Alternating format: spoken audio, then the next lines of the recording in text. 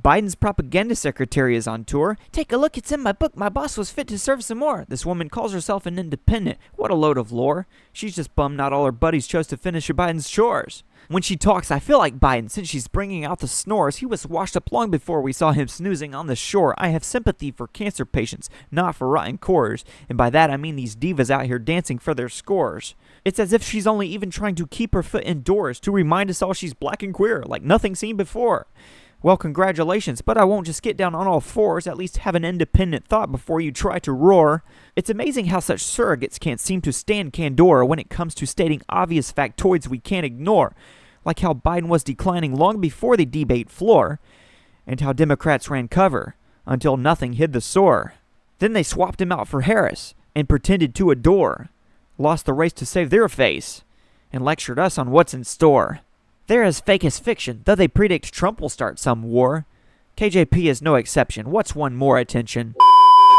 When you use the term cheap fakes, was that choice of words in the moment, or was that something that had been prepared ahead of time as a talking point? It was prepared.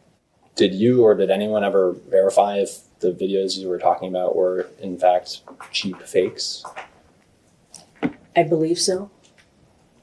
What is a cheap fake? I really don't know. It was something that we did not coin. It was something that the media coined. They did the work. They did the legwork on coming up with that terminology, and so we were just elevating essentially what the media was saying, what the press was saying. But do you know what it is? I mean, it basically is laid out with how you defined it with what President Biden was actually doing, and it took away from what he was actually doing or created an illusion of something that just did not exist. Were all clips circulated on social media or otherwise showing President Biden being confused or freezing at times, were those all fakes? I can't speak to everything that was on social media. Sure, but there were instances where videos were circulated of President Biden appearing confused or freezing for a moment that were real, correct? Not that I recall.